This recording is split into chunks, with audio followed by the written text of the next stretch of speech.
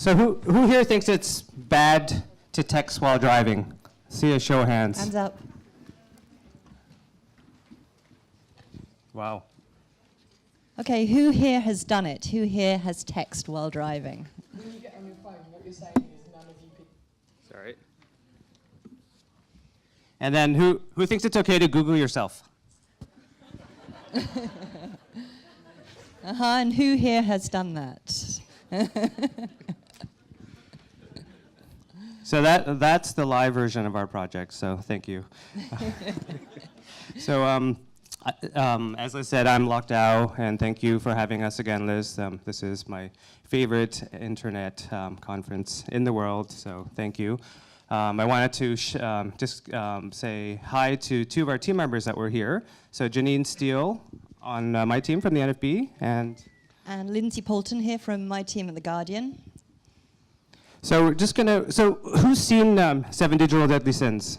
Like, okay, so I'll just run you through it here. So we'll just do a quick walkthrough of the project as a refresher. When you get on your phone, what you're saying is none of you people are good enough for me. We have no interest in the world around us. I don't think there's any point in trying to fight it. Is it allows people like me to not do anything. When do you get the time to take 719 photos of yourself? But it did feel like I achieved something, and immediately I got like 500 new followers. When we started talking about social media, this look of fear crossed his face. Twitter, all day, all night, infected into my life, punctuates my day.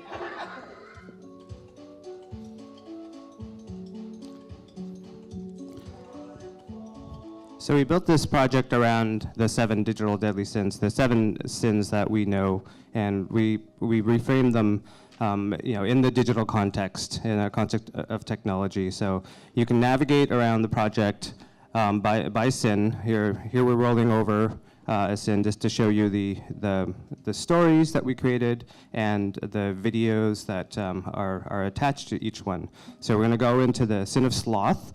And to the right here, we have stories that were written by The Guardian that we'll get to in a sec. We have polling questions, which we'll get into right after. And in the middle, we have a video.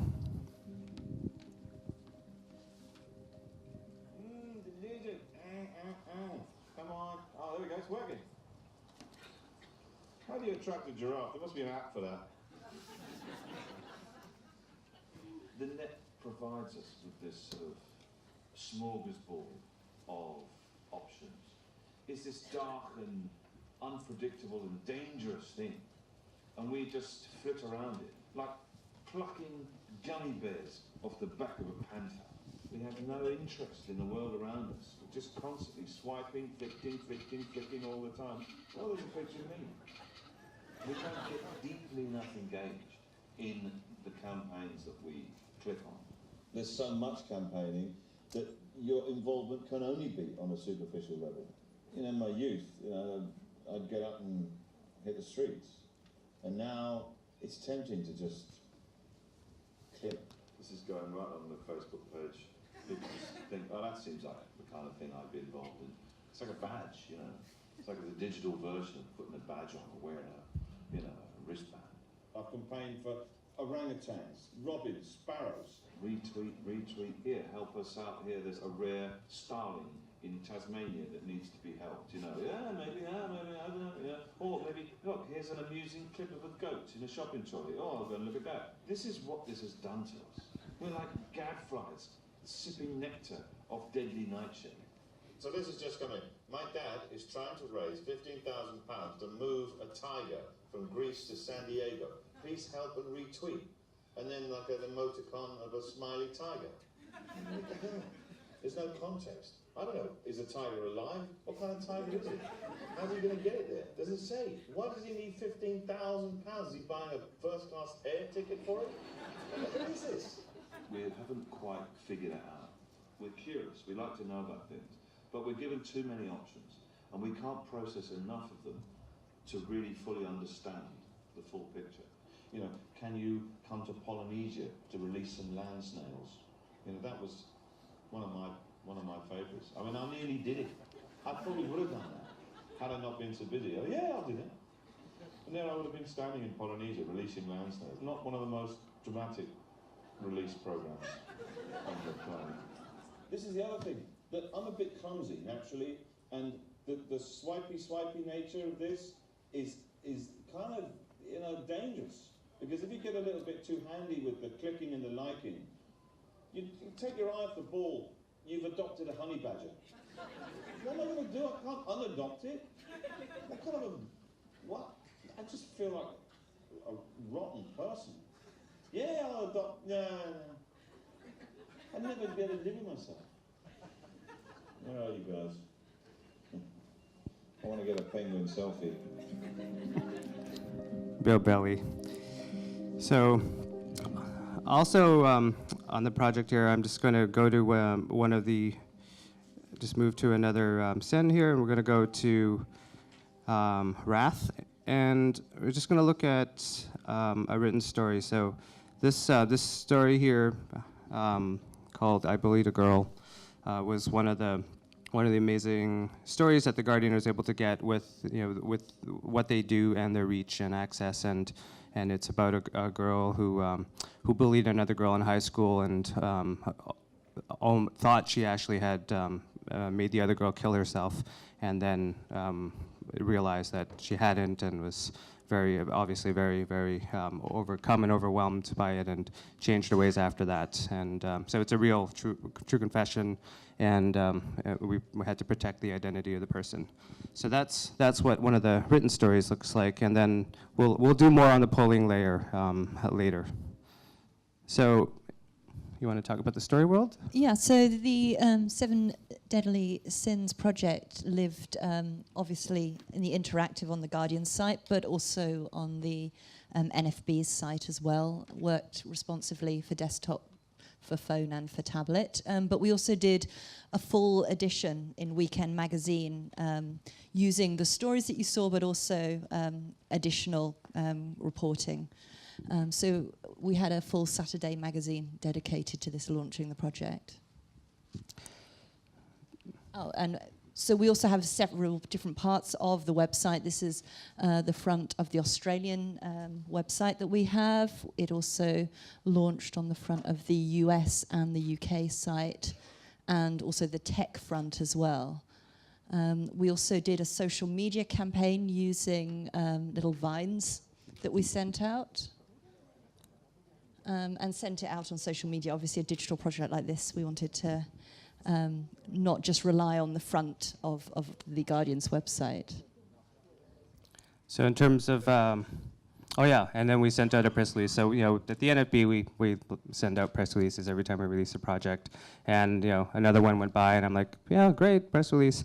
And then we got 150 media stories, and I realized at that moment that, you know, us working together was a news story. So we ended up on the front of Dig, and NPR picked it up, and they ran it across the country. All Things Considered did it on air, and then it just ran across all of NPR in the States, and then Canadian Press in Canada picked it up, made, you know, all the papers and the wire service across the country. And the project got a lot of shares. This number's old. I think we're at about 12,000 Facebook shares, 80,000 people referred. A lot of interesting comments. The most funny one was by Ashley, from Ashley Madison, that dating site for married people. And so they posted a link to the project, which is pretty weird. In terms of metrics, the project, we have 315,000 unique visitors and growing, 100,000 votes on the polling section, which we'll show you in a little bit. The project was viewed in 218 countries and has been shared over 30,000 times. So the question, why partner a UK newspaper and a Canadian film board, sounds like an unlikely partnership. Well, there are reasons. You know, we do make different kinds of media in The Guardian. We make film, we do interactives already, and we were very keen to work with what we saw as being the leaders in the field in terms of interactive storytelling. And also, as with all partnerships, you know, combining with another organization, you are bigger than just yourself. So we were very keen to make something together that kind of drew on both our strengths. And for us at the NFB, we wanted to work with the most fearless news organization in the world, and this was before the NSA files, and that all happened during our time working on this together. We wanted to push the boundaries of interactive journalism, and we wanted to build trust between our organizations and ourselves and start investigating future business models. So how did we pick this particular idea? Well, it did take us a while. Loc and I have been talking about doing a partnership for a fair while now, going to conferences like this, talking about how great it would be to do something together. Then we started talking about, okay, what would that actually be? How would we do that? Lots of ideas, a little bit of prototyping of various things until we landed on the 7 digital deadly sins. I mean, technology is a strong topic in The Guardian. It's a key vertical. We've got a huge audience for this, and it's also a subject that obviously lends itself well to a digital treatment as well. And yeah, one of the way we work, I've talked about it before, is we do a lot of rapid prototyping, right? So, and we like to fail often, fail early, and not be fearful of failure. That was a lot of F's. So, so that's how we worked through a lot of ideas and had some pretty cool prototypes for some projects that may surface, right? But it wasn't without its challenges. So, I think one of the biggest things we realized that, and it's obvious when industries work differently, right? So, the film business, in the film business, the process is completely different. We live in a film organization where we work within the traditional structure that we are trying to obviously change over time. And time was a big issue for us because we work on, well, traditionally we've worked on a daily cycle, but now we work on a hour by hour, minute by minute live blogs. The idea of working on a project for a year is really kind of still quite foreign to The Guardian, and trying to explain to people why the resources, why the timelines, keep that momentum up was a challenge for us. Yeah, and around that too, like we work on a very methodical film process, whereas you have the journalist-editor model, right, which is very foreign to anyone from if you're in the film world, right? So, and then you want to do? Did you do that one? So, yeah, and I mean, The Guardian is a very idiosyncratic organization. It's got, complicated hierarchies and stakeholders, and just trying to keep various people involved in the project, while the NFB seemed to have all kinds of people who needed to sign things off at different stages. Just was lots of juggling. Yeah, we have a few sign-offs, sorry. So, in terms of audiences, figuring out audiences, over the pond, that was, Bill Bailey is probably the funniest example, right? We have no idea who Bill Bailey is in North America, like not a clue, right? So our yeah, we'd send over ideas of people like, who is that? They'll never have heard of them. So, lots of back and forth with that. Yeah. I mean, I think the biggest challenge was probably kind of the process of making the interactive. So we're really used to having a fixed form. For 190 years, The Guardian has had a form, a template. It's had a newspaper to fill, and the journalists make content and pour it in every single day.